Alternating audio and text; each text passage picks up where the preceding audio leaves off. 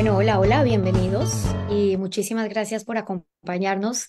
Qué bueno que se den cita, qué bueno que se den tiempo eh, de poder compartir y dedicar este tiempo para invertir un poco más en nosotros mismos. Me encanta ver ya sus caras, sus rostros, pero sobre todo para conectar con algo que ya saben yo, que siempre insisto y reiteradamente, es un tiempo en el que dedicamos a invertir en nosotros mismos y en todo lo que tenemos que saber para conectar con un propósito más grande, para ese lugar hacia donde queremos ir, pero desde el conocimiento, desde el saber, desde esas cosas que quizás no nos enseñaron y hace falta que las podamos repasar. Y hoy tengo a un grande que lo quiero presentar para que ustedes sepan qué es lo que vamos a hacer hoy, de qué vamos a hablar y por qué vamos a hablar con él. Alberto Vargas es director de Inner Institute. Inner Institute es un instituto de investigación científica, filosófica, que centra mucho su teoría en poner a la persona en el centro, en el caso de las empresas, hablar sobre educación, hablar sobre familia. Pero Alberto es doctor en filosofía por la Universidad de Navarra, tiene un máster en gobierno y cultura de las organizaciones también en la Universidad de Navarra. Alberto es máster en educación. Tiene una maestría en políticas públicas, es miembro del Sistema Nacional de Investigadores del CONACYT, es decir, de la Asociación Mexicana de Filosofía. Ustedes verán que tengo mucho de qué hablar y por varios temas con Alberto, pero hoy ya les voy a contar cuál es el tema que nos convoca y por qué le pedí que converse con nosotros, pero antes permítanme darle la bienvenida. Gracias por estar con nosotros, Alberto, bienvenido. Gracias a ti, Stephanie, gracias a todos por acompañarnos, con todo gusto. Estoy encantada de poder estar contigo, que puedas compartir con nuestra comunidad, con nuestra audiencia. Decía yo solamente parte de tu currículum, está además decir que aparte de eso, pues has hecho muchas asesorías académicas en centros de estudios de familia, de bioética, en la Universidad Pontífica de México, por ejemplo, o desde toda la parte que puede ser editorial en distintos centros.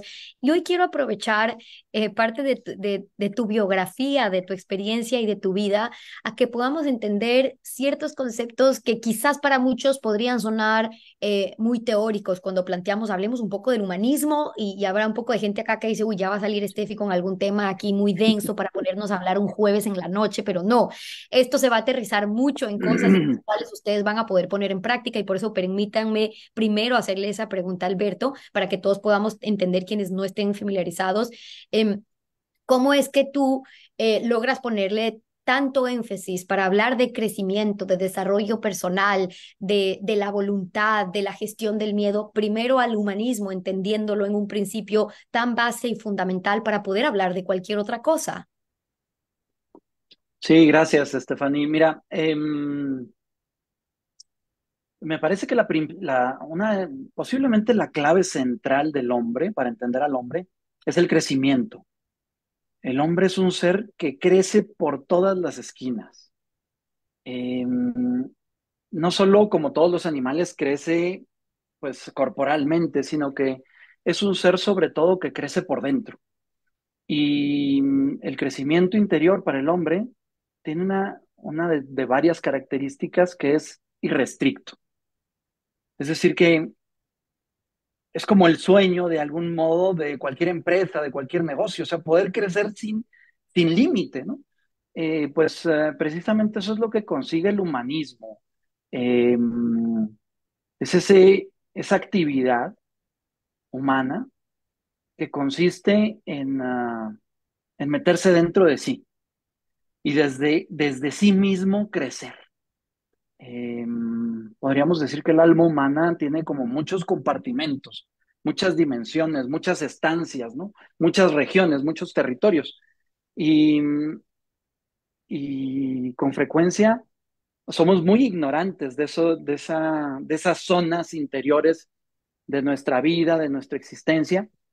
Pues el humanismo, dicho así de un modo pues amable, es, eh, es ese esfuerzo del hombre por conocerse a sí mismo.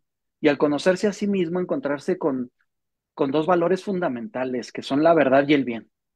La verdad y el bien hoy pueden resultar como esquivos, parece que así es, que son realidades como esquivas al hombre contemporáneo porque porque hay una gran ignorancia y una gran incapacidad de mirar hacia adentro. Ujú.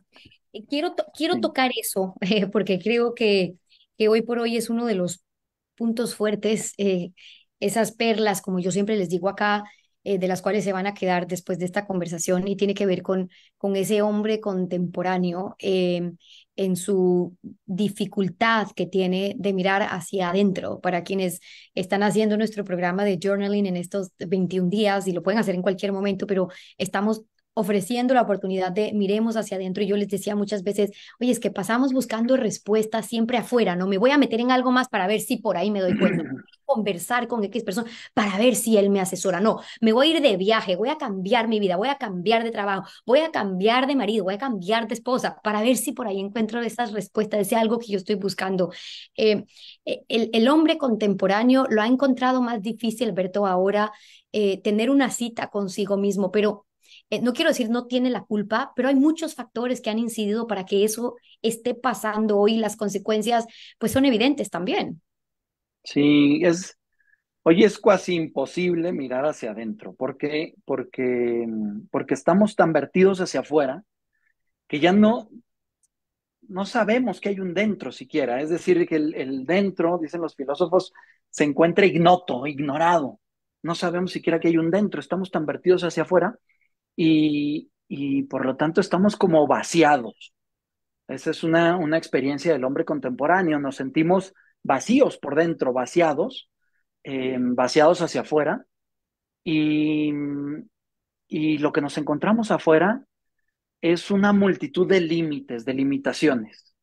Y claro, eso genera una gran frustración, porque buscamos ese crecimiento irrestricto en realidades que tienen poca capacidad de darlo. Un factor muy importante para que se dé esto, me parece a mí que es la prisa. Tenemos demasiada prisa. Y el mundo interior eh, se activa, es un requisito para activar el mundo interior detenerse. Hemos perdido la capacidad de detenernos, llevamos mucha prisa y, y pensamos que, que nos construimos, que crecemos en la medida en la que hacemos. Ese es como el gran paradigma del hombre contemporáneo, el hacer. Y el hacer obviamente está hacia afuera. En este sentido, pues se torna muy difícil detenerse, porque detenerse hoy sale muy caro. Si uno encuentra en su organización, en su empresa, a alguien que está detenido, contemplativo, mirando al horizonte, uno se pone muy nervioso y dice, oye, pero ¿qué estás haciendo? Estás perdiendo el tiempo. Eso nos pasa con nuestros hijos, nos pasa con nuestra pareja, nos pasa en nuestros equipos de trabajo, con los servidores públicos, etcétera. Y precisamente detenerse eh, es una actividad que ofrece un liderazgo humano. Quien se detiene pues tiene capacidad de proyectar, de, de enfrentarse a lo que está por venir. Y quien no se detiene, pues vive continuamente improvisando, a pesar de que planifiquemos mucho, ¿no? Pero es una planificación como con prisa, ¿no? No es una planificación sosegada. Y en este sentido, creo que también vale la pena caer en la cuenta de que no solo es necesario detenerse hacia afuera, es decir, detener todo lo que tenemos allí afuera, sino también pues la tensión interior, ¿no? Uno puede estar ahora mismo en... Sí, dime. Tú decías ahora, y para quienes están en la academia, yo siempre les pido que anoten, que repasen, que repiensen esas perlas que yo digo que sacamos de nuestros expertos, esas frases de impacto como la que acaba de decir Álvaro ahora, cuando dice, oigan, detenerse requiere de un liderazgo humano. Y es que hoy por hoy, no solamente que la cultura castiga al que quiere activar la tortuga interior, que la hablábamos hace algunos meses con Carl Honor, promoviendo el slow movement, ¿no? O sea, en el sentido de, ok, empecemos a caminar más despacio, ¿por qué no activamos la tortuga? Porque hoy es castigada la persona que quiere sacar su tortuga interior, pero ese es un ejercicio propio de cada uno en sus propios tiempos, digamos, que va a tener que activarla para poder intentar ir contracorriente con esto que nos quiere agobiar ahora, que en cambio es la cultura de la inmediatez y de la rapidez. Pero yo te preguntaba un poco, Álvaro, también sobre lo que ha hecho que hoy estemos, ya que hablamos del humanismo, también cada vez más deshumanizado, o sea, el dejar a la persona por fuera de la ecuación. Estamos tan concentrados en, oigan, hay que hacer más, hay que tener más, agendas llenas todo el día y más trabajos y por eso valemos más. Que claro, la persona se va quedando por fuera de la ecuación, pero no es algo que pasó de la noche a la mañana. Un poco lo que quiero es poder revisar en dónde hay que empezar a poner los puntos en las I para alguien que esté diciendo, oiga, sí, yo sí quisiera retroceder un poquito, pues que la sociedad está así, ¿cómo es que retrocedo ahora? Sí, efectivamente es un mundo muy deshumanizado. Me parece a mí que la dirección, la calidad de la dirección, no solo de la dirección en las organizaciones, sino la dirección también en la familia o por supuesto en la propia vida, la calidad de la dirección no depende de la eficacia, sino del humanismo, es decir, de humanizar eh, las organizaciones al dirigir. Y esto es una especie de descubrimiento muy antiguo, posiblemente se deba a Sócrates, ¿no? Cuando Sócrates se pregunta eh, ante una injusticia, ¿quién sufre más? ¿Quién la padece o quién la comete? ¿No? Es decir, que vivimos en una cultura del resultado. ¿Qué significa una cultura del resultado? Pues una cultura vaciada hacia afuera, porque el resultado siempre queda allá. Pero no nos damos cuenta de que en toda acción humana hay algo que se hace, hay un producto que se consigue, pero hay algo que queda dentro. Cuando nuestros hijos sacan una buena nota, pues eso nos puede dar gusto y los podemos felicitar, pero en realidad esto es sentido común. Lo que pasa es que, como se suele decir hoy el sentido común es el menos común de los sentidos. Eh, lo más importante es lo que ha quedado dentro. El resultado pasa, pero el hombre en este sentido es un ser habitual. Es decir, que hace como una especie de casa dentro, por eso hablábamos de las regiones. Es un ser que habita, pero no solo habita hacia afuera, sino que sobre todo habita hacia adentro. Es decir, es un ser de hábitos, de virtudes, de conocimiento. Es un ser que al transformar el mundo, al hacer cultura, sobre todo se transforma a sí mismo. Y eso es el humanismo. Ahí es cuando el hombre se humaniza. Cuando se pone demasiada atención en el resultado, en el producto, entonces se gana el producto, se gana el objetivo. Hoy vivimos una dirección en las organizaciones, pues se suele decir centrada en los objetivos, ¿no? Pero se gana el objetivo, pero ¿qué es lo que se pierde? Es decir, se gana el objetivo, se gana eso, pero nada más. Es decir, todo lo demás se tiene que sacrificar de algún modo para alcanzar el objetivo. Y entonces, ¿qué es lo que se pierde? La vida misma. Es decir, voy alcanzando mis objetivos, pero no sé si me ha valido la pena.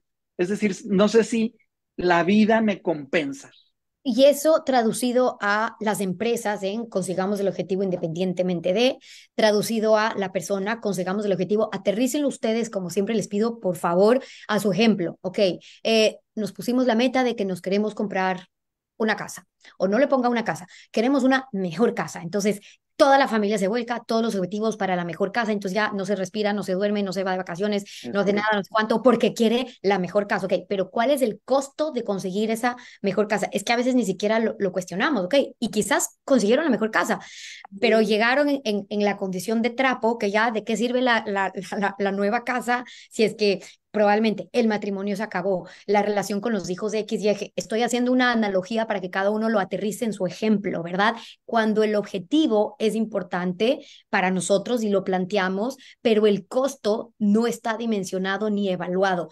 ¿Cómo podría ser un buen ejercicio, Alberto, para poner el humanismo a la persona en esta ecuación, pero sin renunciar al objetivo? Es decir, muchos acá dirán, ah, entonces ya pues nos quedamos aquí muy cómodos, muy dedicados a la persona y allá al objetivo, y es todo lo contrario, vamos por esos objetivos, sueña con esa nueva casa, pero ¿cuál es la diferencia de hacerlo desde esta perspectiva? Sí, no es una pregunta sencilla, me parece que radica, un modo de abordarla es distinguiendo dos métodos intelectuales, porque claro que pensamos en la casa y de hecho pensamos mucho en la casa, ¿no? Pero es una especie de pensamiento débil. ¿Por qué? Porque es un pensamiento excesivamente analítico. ¿A qué me refiero con analítico? Pues que pone atención a una parcialidad de la realidad. Es otro modo de decir lo que acabas de decir. Ujú. Un pensamiento excesivamente analítico, pongo atención a una parcialidad de la realidad. El análisis podría ser una especie de conocimiento de las cosas por sus partes, ¿no? Cuando uno exagera ese modo de conocimiento, entonces la realidad se empieza a fragmentar. El problema, por ejemplo, conciliación y familia, surge precisamente cuando se tiene una comprensión excesivamente parcializada de la realidad. Y entonces se piensa que hay terrenos donde la familia no puede entrar, por ejemplo, la oficina, ¿no? Y está constituida de tal modo que no se prevé la posibilidad de que entre o pase un tiempo en la oficina algún miembro de la familia. Hay otro modo de pensar distinto al analítico que podríamos llamar, hoy por hoy se puede llamar sistémico. Los griegos le llaman también un pensamiento inductivo o epagógico o sinóptico, que consiste precisamente en poner atención a la interconexión de las partes. Pero no solo se trata de una mera interconexión, sino que cuando la realidad se interconecta, entonces se conoce algo superior a la mera suma de las partes. Hay un conocimiento como nuevo, es lo que sucede cuando tú y yo estamos dialogando en esta entrevista y, y estamos ambos mutuamente abiertos a Como nuevo, es lo que nutrirnos, sucede cuando tú y yo estamos viceversa y viceversa, es decir, tú estás abierta a descubrir alguna novedad que yo puedo compartirte y yo a su vez también. De tal modo que el pensamiento sistémico tiene como característica central la apertura. Y entonces, para resolver concretamente, o más que resolver, responder concretamente tu pregunta, eh, es que hay que buscar los objetivos, pero de un modo abierto, no a toda costa. Este es el tema y parece sencillo, pero en realidad es muy difícil porque implica una libertad interior. Porque nosotros, cuando vivimos en torno a los objetivos, los situamos, los establecemos y entonces nos aferramos a ellos. Es distinto a plantear unas ciertas metas, unos ciertos objetivos abiertos y, como se suele decir, al menos en México, al andar de la carreta se acomodan los tomates. Es decir, vamos viendo si eso sigue siendo nuestro objetivo. Es decir, siempre permanezco en una actitud mental de apertura, pero no solo mental, sino también vital. Me surge un problema familiar y me relajo, es decir, me flexibilizo. Cuando tú hablas de la posibilidad de estar viendo solamente quizás un lado de la perspectiva o de la realidad.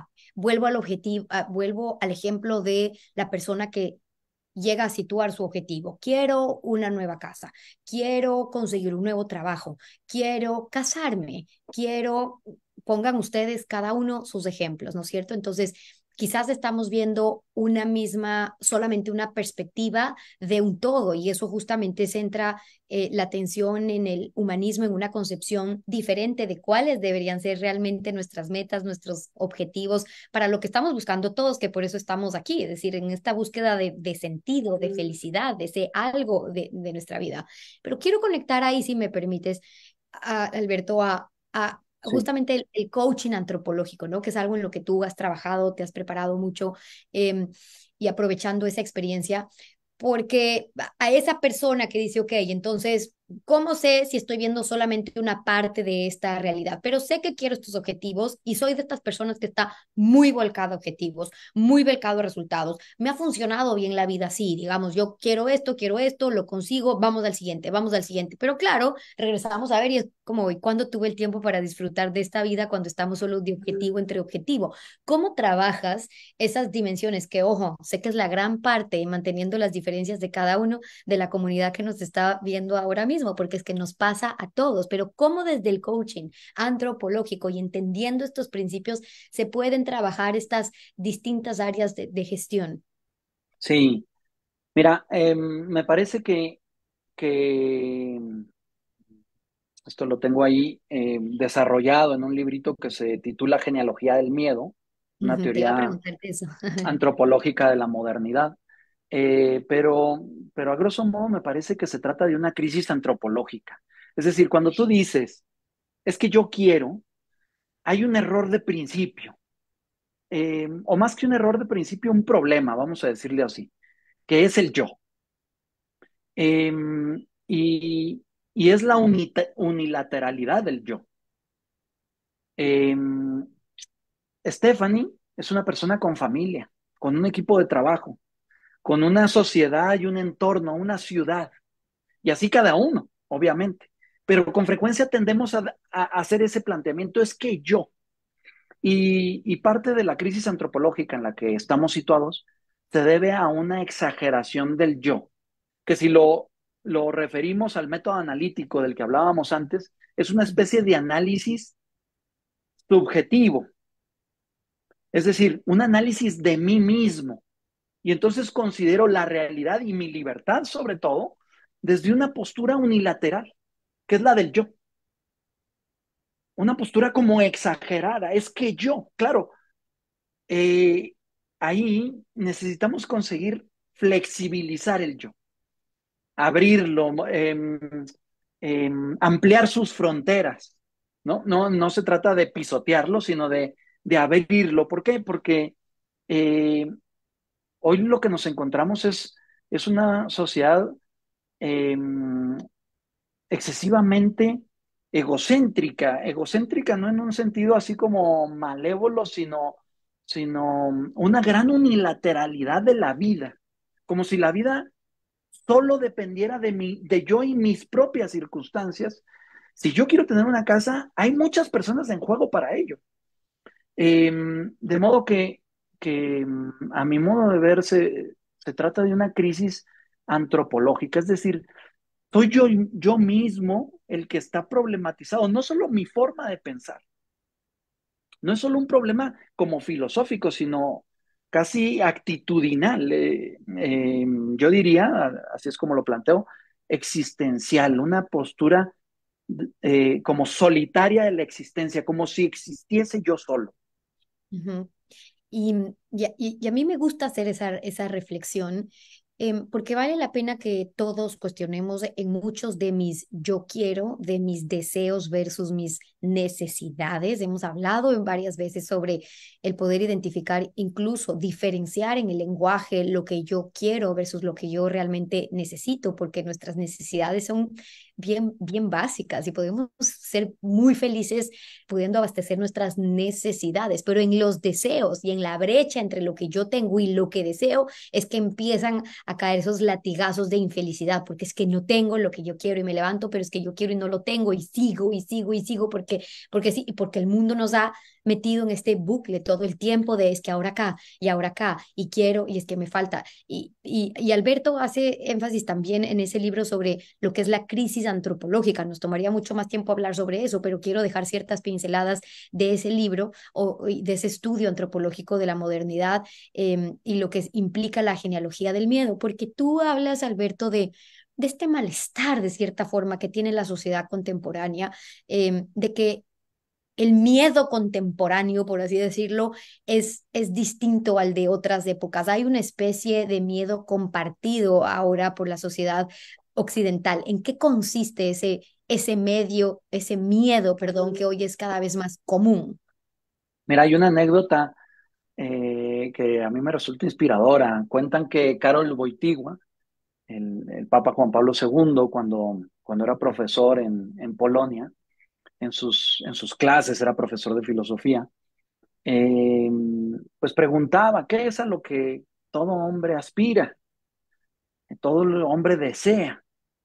Y pues todo el mundo iba respondiendo lo clásico, lo que parece obvio, que es la felicidad. Es decir, todos deseamos tarde o temprano la felicidad. Y entonces Juan Pablo II se preguntaba, pero ¿y qué es a lo que más le tememos? Y sus alumnos poco a poco iban respondiendo que a estar solos, a la soledad, ¿no? Es a lo que más le tememos, a quedarnos fuera. Y entonces él concluía, me parece que lo que el hombre más desea es amar, ¿no? Es estar acompañado, es ser amado, ¿no? Y eh, ahora que mencionabas el asunto del coaching antropológico, pues ese tipo de planteamiento surge porque a mi modo de ver eh, hay una desesperación cultural bastante generalizada, una especie de masificación de la desesperación. A mí me parece que la desesperación tiene como tres grandes versiones que a veces no sabemos detectar en nuestra vida y que muy posiblemente la padecemos. Una es el pesimismo. Hay mucho pesimismo por la calle, ¿no? Hay el pesimismo que dice, pues, ese no es mi problema, es otro el que lo tiene que hacer. Yo no tengo nada que hacer con aquello. Es como una especie de, como le llaman los españoles, de pasotismo, de pasota, ¿no? De conformismo. Una segunda versión de la desesperación es el activismo, o lo que podríamos llamar el optimismo, el falso optimismo. Hay gente que es como todo proactiva y vamos para adelante y tú puedes y empujemos, ¿no? Pero luego, no, con el paso de los años ve cómo esos ídolos se desmoronan. La gente se rompe y se hace pedazos con mucha frecuencia, ¿no? Y otra tercera versión de la desesperación es la utopía, es decir, el soñador, ¿no? El que parece que sueña, pero no, no hay pies en marcha, no sabe cómo moverse. La esperanza es lo que busca el coaching antropológico, cómo recuperar la esperanza, es decir, esa especie de energía espiritual que me lanza hacia adelante, ¿no? Y me parece que este es el gran tema de la crisis antropológica, cómo abrirse paso ante la desesperación. Eh, yo creo que ahí está buena parte del reto. Cuando tú planteas el que una persona se pueda cuestionar lo que realmente le está quitando el sueño, en el sentido de muchos estamos ocupados, ¿no es cierto?, en el hacer, en el tener, en conseguir la meta, en el tener el objetivo, pero un poco lo que eh, Alberto nos explicaba ahora es, finalmente el hombre, tenemos un piso en común en cuanto a la necesidad que tenemos todos de sentirnos amados, de sentir esa no soledad, pero porque nos sentimos amados y queridos. Y entonces yo me pregunto, ¿no sería más fácil entonces invertir todo el tiempo que invertimos en lograr, en tener, alcanzar para sentirnos amados? Porque finalmente lo que buscamos es esto y confundimos es que con esto me voy a sentir valorado, querido, aquí va a estar mi valía y entonces me voy a sentir aceptado, querido, valorado, amado. O sea, esto lo miro como el vehículo para conseguir esto. Pero si realmente es esto lo que quiero,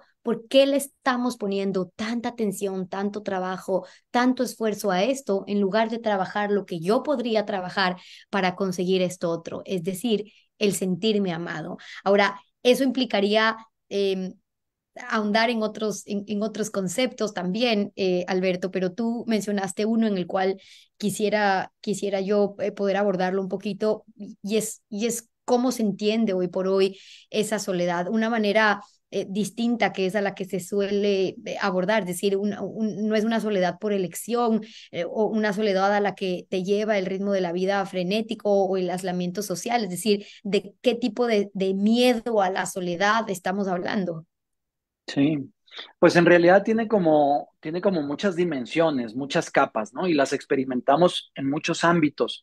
Ahora, solo para contextualizar un poco, se está dando un fenómeno muy extraño, muy enrarecido a mi gusto, eh, en ciertos países, sobre todo del norte de Europa, donde se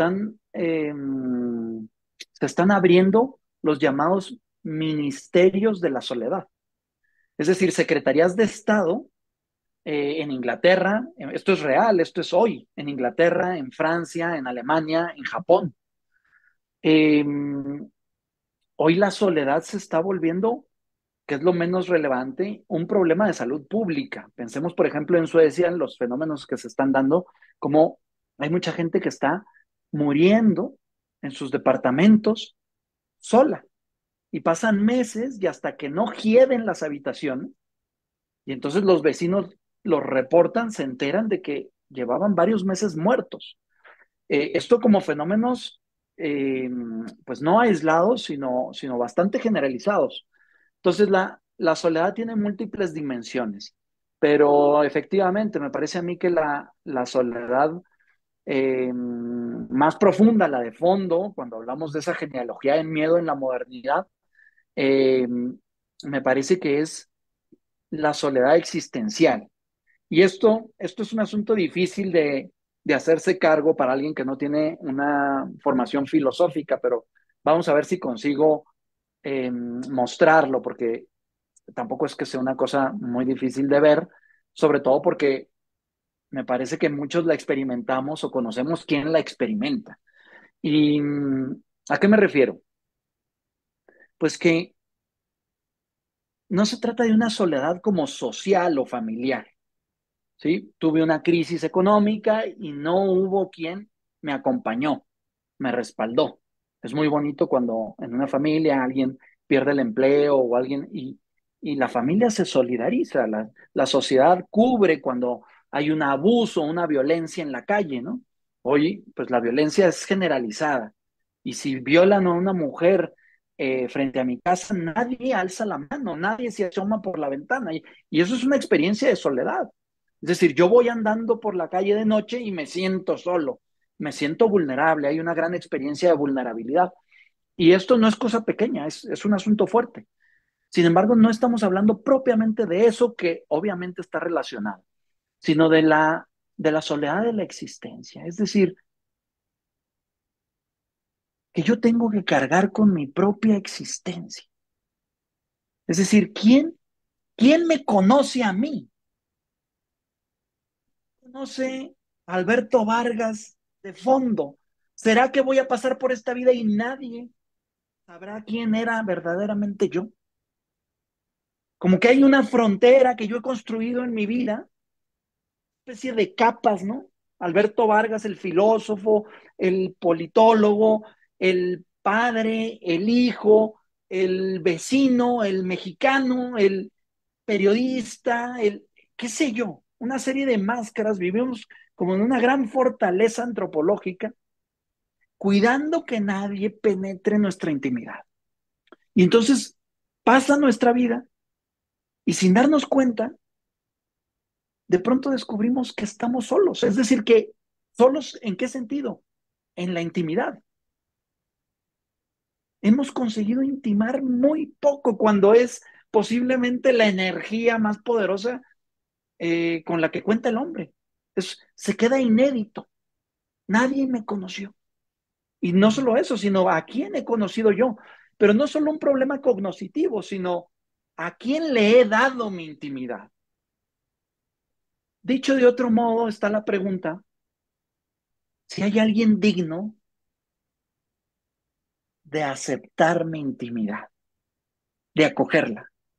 Porque precisamente hemos creado esa especie de fortaleza interior, porque cuando nos encontramos con alguien, sufrimos grandes decepciones. Hoy hay una gran experiencia del desamor. una gran experiencia del desamor. Y entonces, claro, pues con toda razón, nos vamos cerrando y cerrando y cerrando, ya no solo físicamente, aislamos en nuestra habitación, en nuestra casa, en nuestro departamento, en nuestro coche, en nuestros asuntos, sino también intelectualmente nos aislamos, pero no solo eso, sino íntimamente.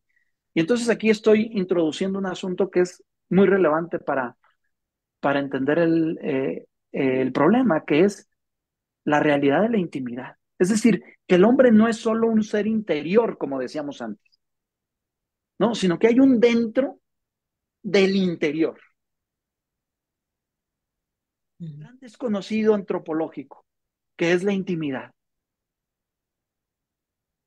No solo mi mundo interior como mental, mi mundo psíquico, sino mi mundo neumático, si ustedes quieren, espiritual.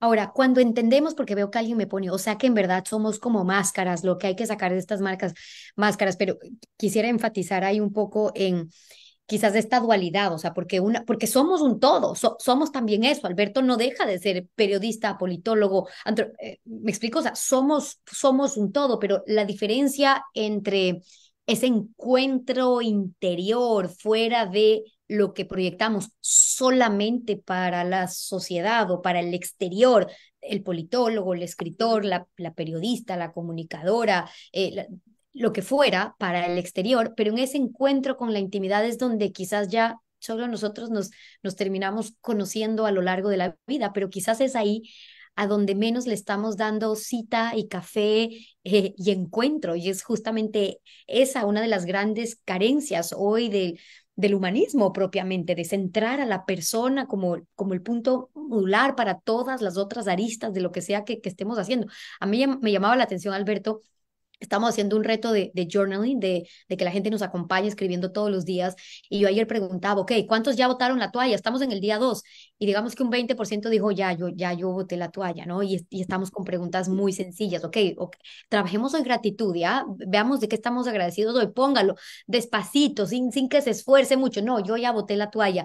Y tiene mucho que ver con la dificultad que tenemos de salir de nuestra zona de confort, de no querer enfrentarnos a nosotros mismos, en ponernos a pensar, a ver, ¿de qué estoy agradecido? Algo tan sencillo y me escudo en no, yo para tontera de esto que me toca ahorita responder 2 segundos, ya mejor lo suelto. Pero hay algo más de fondo que a mí siempre me llama la atención, Alberto, en el por qué no me doy tiempo para mí, en el por qué no me pongo a analizar dónde estoy, a dónde quiero llegar, de qué estoy agradecido, por qué estoy donde estoy, cómo fue mi infancia, cómo, ¿para qué? O sea, ¿para qué voy a entrar en eso? Mejor vivamos el día a día. Pero ¿qué es lo que hay de fondo en no querer excavar o abrir esas capas para llegar a ese yo que solo yo puedo conocer? Te agradezco mucho, Stephanie, porque, a ver, lo primero, yo creo que has planteado sobre todo dos cosas. Lo primero es que efectivamente esas máscaras se tornan máscaras porque, segundo, a tu segundo comentario, por el miedo más grande de todo, que es el miedo a mi intimidad, el miedo al... Ahora explico un poco más sobre eso, pero esas máscaras se han tornado máscaras cuando no tienen por qué serlo, porque es perfectamente bueno, honorable, hermoso, enriquecedor ser periodista, filósofo y arquitecto y chico que albañil o que hace la limpieza o lo que tú quieras. El mundo es hermoso, verdaderamente, o no, como dicen los españoles, porque depende de quién lleve el liderazgo. Es decir, si mi máscara de filósofo es la que lleva el liderazgo, entonces, como decíamos, hay algo que yo mismo, porque yo no soy el filósofo, o no soy solo el filósofo, sino que hay algo más profundo que Alberto el filósofo, que es Alberto mismo, yo, en desnudo, ¿no?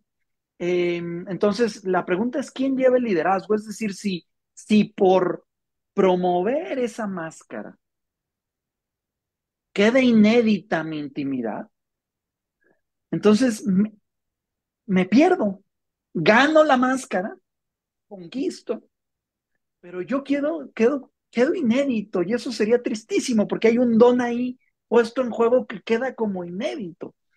Y por otro lado, el tema de ese miedo profundo, de ese miedo más profundo, pues es precisamente a eso, a poner en juego. A mí me gusta mucho hablar de teoría de juegos, el tema del juego me parece muy antropológico, a poner en juego la intimidad, a jugarse la intimidad. O sea, hay pocas osadías tan grandes como poner en juego la intimidad. Es decir, abrirse, regalarse. Pero, insisto, uno tiene mucho miedo porque hay mucho abuso, precisamente. Hay mucho abuso, hay mucho desprecio, hay mucho desamor, porque abrir la intimidad ya es un gesto de amor. Cuando alguien me abre su intimidad, no puedo más que ponerme de rodillas. O sea, ¿por qué me ha regalado eso? ¿Quién soy yo? Es la pregunta que me surge. ¿Quién soy yo para que tú me abras tu intimidad? Para que Ujú. te hagas vulnerable por mí, ¿no? Pues Me, ahí creo que hay un gran problema. me llamaba la atención. em, nos escriben y por cierto, siempre para quienes son parte de nuestra comunidad busca sentido, a nuestros buscadores de sentido, como les decimos en la academia, gracias por abrir el debate, la conversación que están teniendo acá en Zoom. Siempre es rico que conversen, que aportemos, que compartan sus experiencias, preguntas, porque yo voy tomando parte de sus preguntas también para poder enriquecer esta conversación. Aparte, Corina Dávalos, nuestra directora editorial, está conectada leyendo sus comentarios y vamos aportando también en este no debate, sino conversación rica. Yo estoy que me falta algo y por eso estoy con pluma, como dicen en Guayaquil, esfero, como dicen en Quito, porque normalmente estoy con un cafecito y algo y estoy así porque cuando la conversación es tan rica como la conversación que estamos teniendo ahora y espero que ustedes también ahora lo puedan estar disfrutando. Es un momento para nosotros, para escuchar. Hoy yo escuchaba algo y decía, ¿cómo no le damos tiempo a esto? A escuchar el susurro del alma. Es que el alma siempre nos está hablando, pero pocas veces le damos oportunidad de escuchar el susurro, porque el alma susurra, es que a gritos no nos va a hablar nunca, pero como vivimos en tanto ruido, hay tanto grito, ¿cómo vamos a escuchar solo el susurro del alma? ¿Qué es esto? ¿Qué son estos encuentros para abrir ese susurro del alma en lo que sea que cada uno de ustedes estén experimentando? Yo me quedé pensando, Alberto, cuando tú dijiste Stephanie, ahora hay una gran experiencia del desamor. Y, porque, ¿qué hace que hoy podamos hablar de que cada vez sea más constante esta experiencia del desamor o esta falta de encuentro real de amor o la falta de amor de una persona para que sea una de las grandes crisis que atraviesa hoy la humanidad, de hecho? Pues es una pregunta muy difícil. Vamos a ver, mira, a mí me parece que el hombre ha adquirido una cierta configuración de anonimato, de Ujú, anonimato. ¿A qué me refiero con esto? Pues está esa expresión del don nadie, ¿no? ¿Quién es? Pues es un don nadie. Es decir, que cuando yo me salgo al encuentro hacia el otro, desafortunadamente me encuentro con nadie. No encuentro a alguien, no hay alguien ahí que me encuentre, porque para que haya un encuentro, pues se necesitan no dos algos, sino dos alguiens. uf, qué fuerte lo que dices, Alberto. Ujú, de acuerdo. Y lo que encuentro con frecuencia son algo, ¿no? Encuentro a mi jefe, encuentro a mi hermana, incluso, ¿no? Oye, pues alguno podría decir, pero tu hermana. Sí, pero la encuentro en tanto que hermana. Y entonces, pues, ¿yo cómo me presento? Como hermano. Pero no hay alguien, no hay intimidad, como que no hay dentro, lo que encuentro es un vacío, este vacío del que hablábamos. Y me parece que de fondo lo que hay es una ignorancia profunda sobre lo que es el amor. Y esto pues lo digo un poco con temblor, porque es muy fácil para el filósofo teorizar lo que es el amor, pero el amor solo lo entiende quien lo está viviendo, quien lo vive, porque es una actividad eh, que compromete la existencia, esa es una de sus peculiaridades. O sea, ¿cómo sé yo cuando estoy amando, cuando mi existencia se está viendo comprometida? A mí me gusta decir que, que el amor es un don,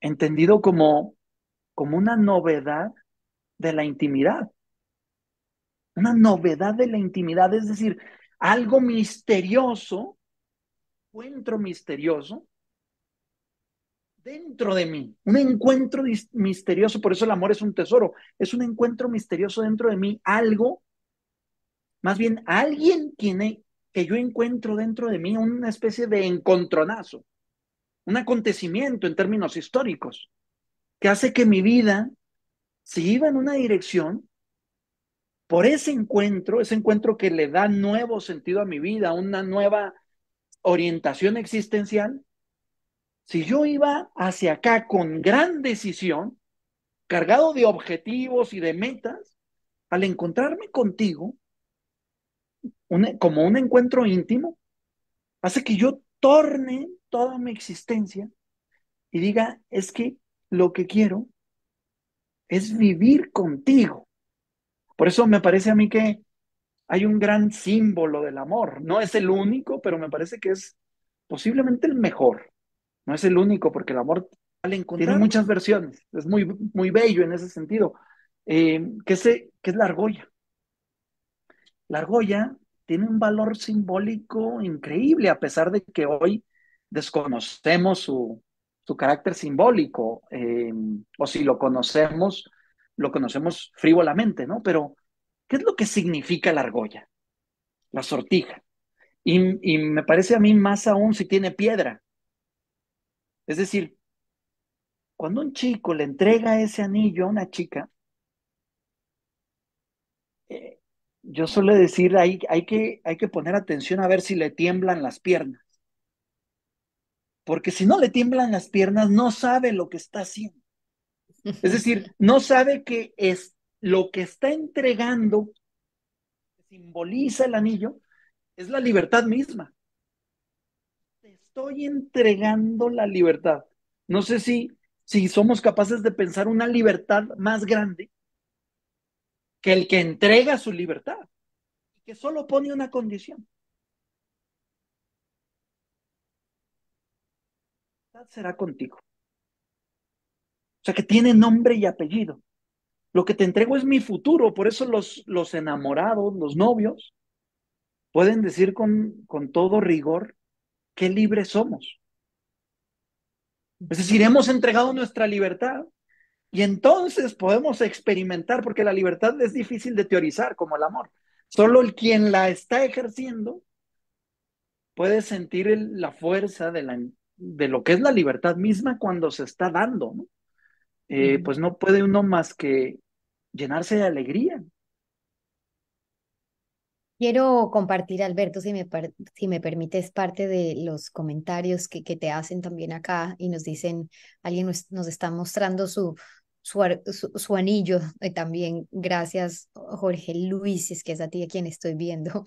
Em, Gabriela nos decía, qué sociedad para exigente. A veces nos lleva a hacer cosas que en realidad ni siquiera quiero. Levante la mano quien no ha hecho algo que no ha querido y que sabe que no lo quiero hacer, pero es que la sociedad me exige y entonces ahí estoy, primerito, primerita, pero estoy 100% consciente que es algo que no quiero hacer. Y este encuentro en la intimidad del que estamos hablando con Alberto, no es que necesariamente nos va a dejar poner los nos mucho más fácil hacia eso que no quiero hacer, pero por lo menos reconocer y saber, es que ese no es el lugar donde quiero estar, ese no es el yo que quiero proyectar y poco a poco desde la conciencia, no desde el inconsciente, esta posibilidad de abrirnos a la elección, a poder por lo menos escoger, quiero o no quiero ser parte de eso que me está exigiendo hoy la sociedad. Póngale su ejemplo, ir al baby shower, estudiar tal cosa, la carrera, aterricen en las cosas de su día a día, cómo quieren formar a sus hijos, el trabajo que están haciendo, la profesión, lo que quieres, es suyo o son estas demandas del mundo en la sociedad que parecería un lugar común, como que todos ya lo tenemos súper claro, ahí sí, lo que la gente, yo hago lo que yo quiero, pero en la práctica, ¿cuántos de ustedes se han puesto a pensar, a escribir y a diseñar todo esto que yo estoy haciendo? ¿Responde realmente a un susurro de mi alma o a lo que mi mundo y la sociedad ha impuesto dentro de mis creencias que yo debería estar haciendo? Y por eso Gaby muy bien nos dice cuántas cosas que yo en realidad no quiero, la sociedad me ha hecho hacer. Y Blanquita nos decía, totalmente cierto con lo que decía Alberto sobre tanto objetivo. Decía, llega la frustración porque al final creemos que no hemos logrado estos objetivos personales. Y alguien nos decía también que me pareció muy bonito, por cierto, nos estaban preguntando sobre el título del libro. Y contestábamos Genealogía del Miedo, un estudio antropológico de la modernidad, para quienes nos preguntan sobre eso. Alguien decía, es que a mí me encanta la soledad es una escuela para espíritus conscientes, nos decía alguien más. Y cuando hablábamos del journaling y este encuentro con nosotros mismos, alguien nos decía, a mí me da algo de miedo y ganas de llorar cuando escribo de mí.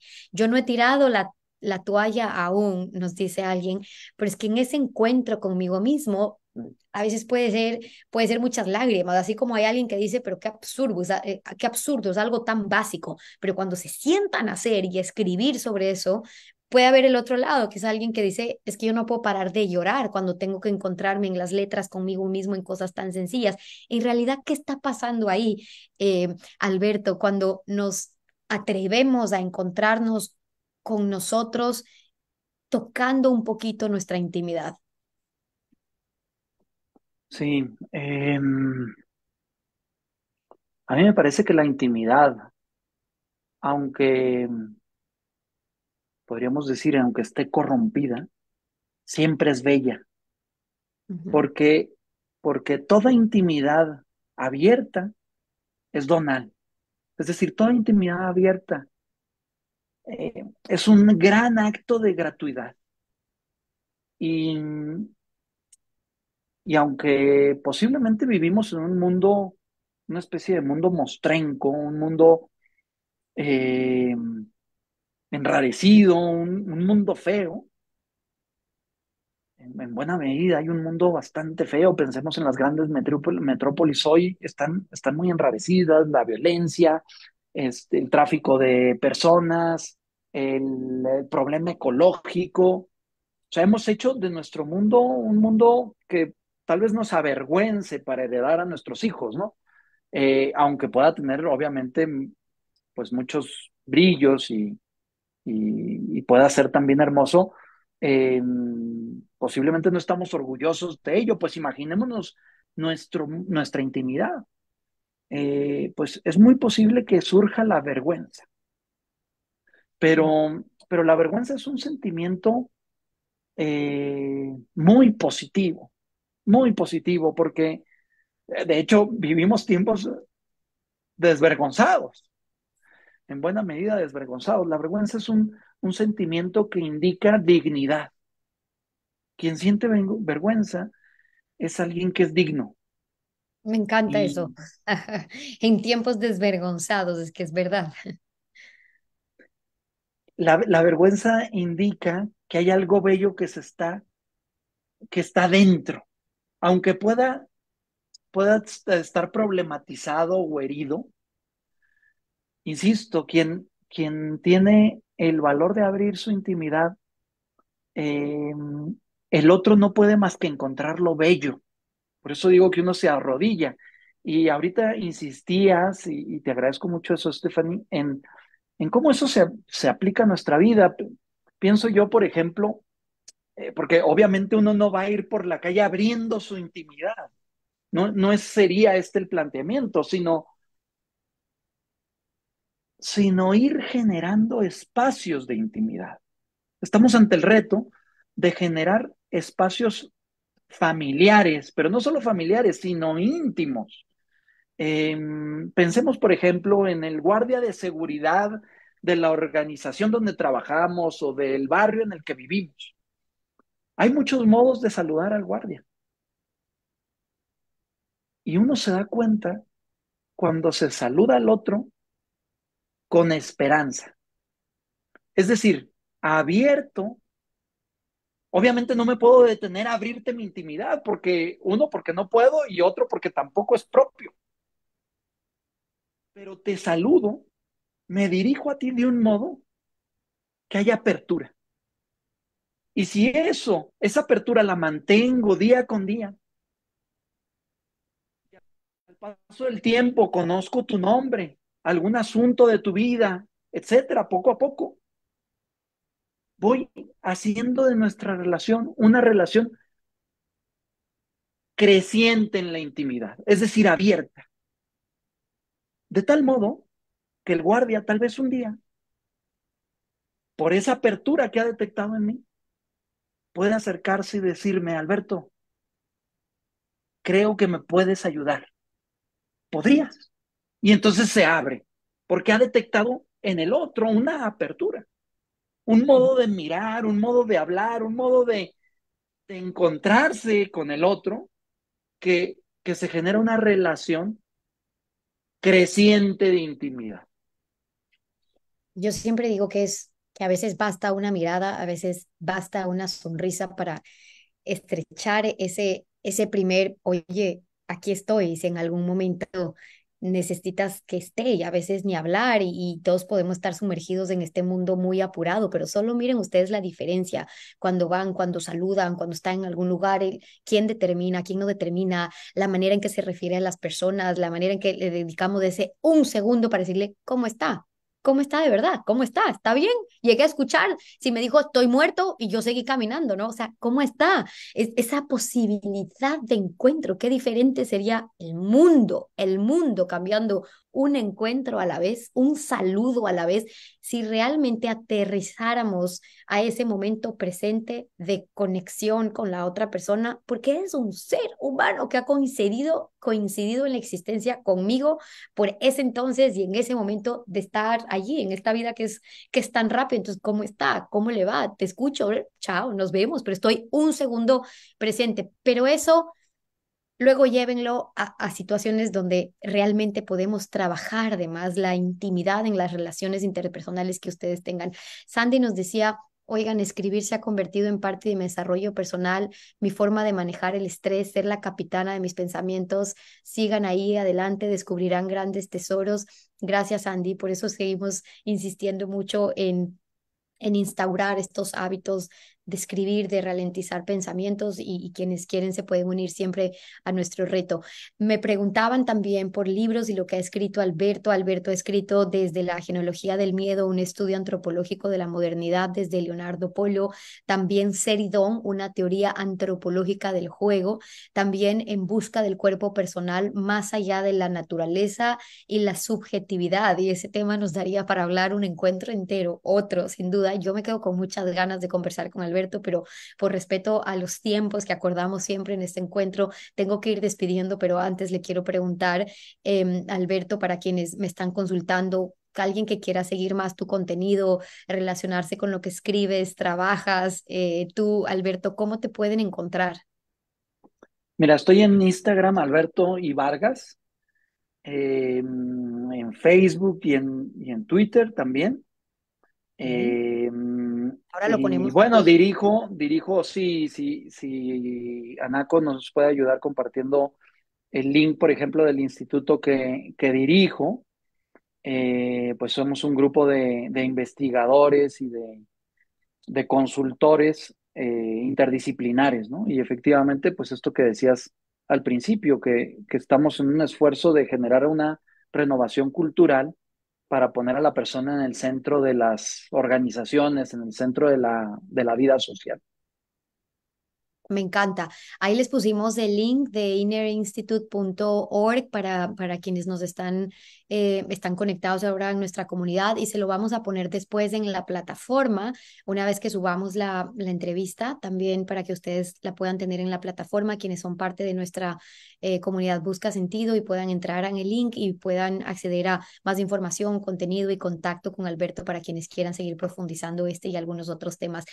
De mi parte, quiero agradecerte, Alberto, sin antes irte y pedirles a todos, como ya me va a pedir producción ahora, que por favor, quienes están por acá en el Zoom, prendan sus cámaras, que producción va a tomar una foto para el recuerdo, si es que hay una frase de impacto, si es que hay algo que les gustó y les pareció válido que se pueda compartir, que sirve, les pido que lo suban y nos taguen a Alberto y a mí en nuestras redes. Ahora en mis posts ustedes ven ahí la cuenta de Alberto y en las historias de hoy anunciando este encuentro, así que nos pueden hacer mención a los dos y suban esa frase, ese mensaje, ese algo que creen que vale la pena que compartamos, porque como siempre les digo, es muy bonito que más gente sepa lo que estamos haciendo, porque el mundo cambia una vida a la vez, una historia a la vez, y aquí lo estamos haciendo, pero claro que es mejor si cada vez somos más y más y más. Y en buena hora, cada vez somos miles y miles más. Así que una sonrisa a todos para la foto. Gracias a producción por esto. Y a ustedes les quiero agradecer, primero por prender las cámaras, por estar y darse cita hoy, 8 de la noche. Y Alberto, un abrazo grande desde Ecuador, desde acá, en la mitad del mundo, por darte el tiempo de compartir saber y tu generosidad de compartir con mi comunidad, que sé que queda muy agradecida porque nos deja solo esta pincelada, estas ganas de volver a repensar el humanismo, en dónde estamos, en cómo volver a los orígenes de nuestra intimidad, estos encuentros con nosotros mismos. Yo creo con que nos quedemos con esas ideas para poder plantearnos estas preguntas a solas, quizás después de nuestra intimidad. Ya hemos hecho bastante con esta hora, así que gracias por eso y ojalá, Alberto, hasta un próximo encuentro más cercano que tarde. Con todo gusto, Stephanie. Gracias por la invitación, gracias a cada uno y te felicito por abrir estos espacios que no son